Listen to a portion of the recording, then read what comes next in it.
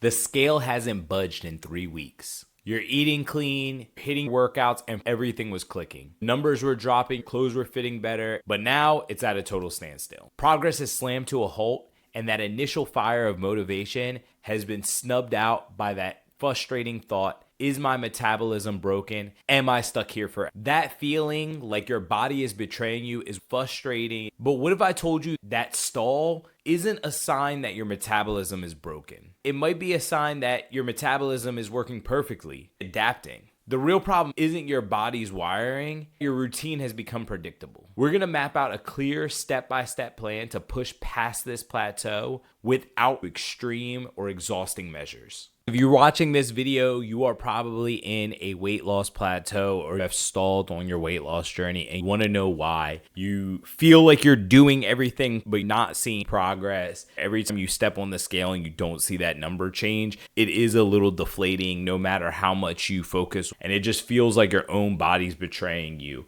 And a lot of people will talk about their metabolism. My metabolism is slower, or it's broken, or I've crashed it. And the truth is that your body is extremely smart and adaptive. Up until 100 years ago, starvation in America was not uncommon. So we have been in a food surplus for only the past 100 years and only in certain first world countries. Starvation is still a real thing when thinking about your body and you're thinking about the entirety of human evolution. So your body is very good at sensing when there's less food and adapting to that lower food intake. And the way that your body does this is really smart. So what your body does is it's going to adjust certain things. It's going to adjust how you think about movement. It's going to adjust how much you fidget, subconsciously want to move and want to eat. You'll notice that your cravings are totally fine. Maybe you'll eat totally normal when you're not trying to lose weight, but it feels like the second you try to lose weight, all of a sudden you want ice cream every night. That is part of the metabolic system. That is part of the psychology of weight loss. And so the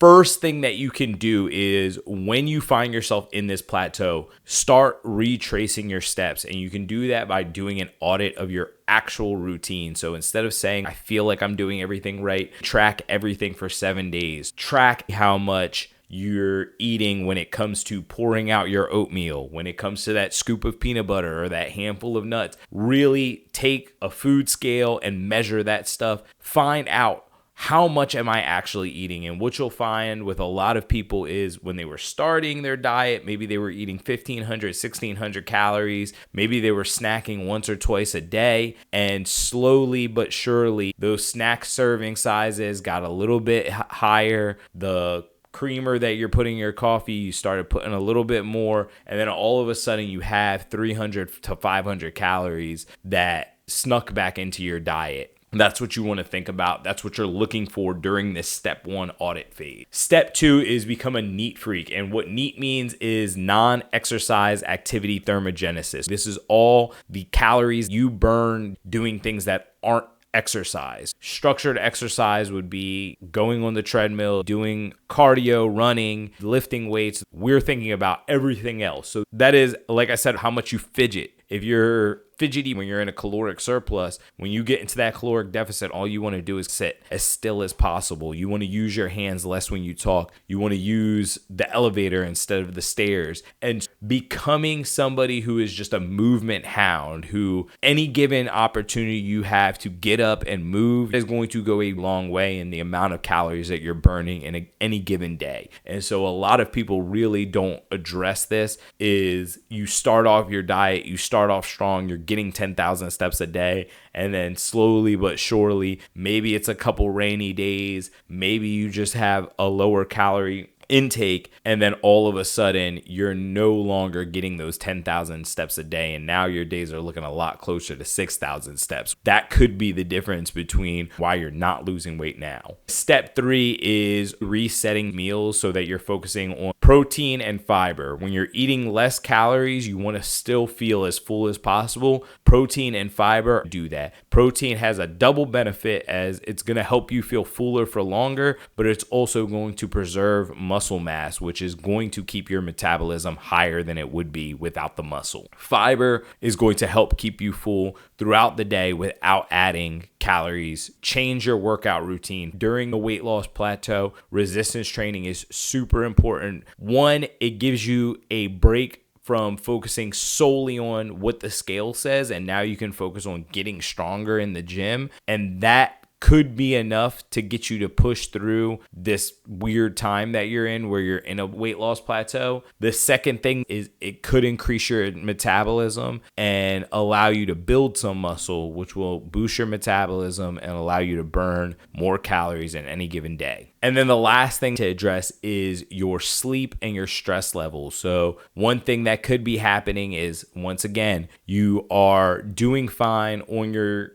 fat loss journey, and then you get to a place where you're busy at work, you're not able to dedicate as much time to your fitness, you have less mental energy to spend towards making meals and prepping meals, and all of a sudden you can see that the issue wasn't a weight loss plateau, or the issue wasn't that you weren't eating what you were supposed to be eating. The real issue is that you no longer have the energy to do what you were doing to keep you on your weight loss journey before. So that's what you need to think about. You need to address these things. My recommendation is that you start from scratch. You look at your evening routine, you look at your morning routine, and you start eliminating the things that are preventing you from having a full night's rest, or more importantly, adding things into your routine that reduce stress, like meditation, like going on long walks without technology, no cell phones, just you and your thoughts and a way to de-stress. If this helped you see weight loss plateaus in a new light, do me a favor and hit that like button. And for more deep dives into the science of sustainable health and fat loss, make sure you subscribe. A weight loss plateau is not a stop sign. It's not a judgment on your willpower or a life sentence from your genetics. It is simply a landmark on your journey.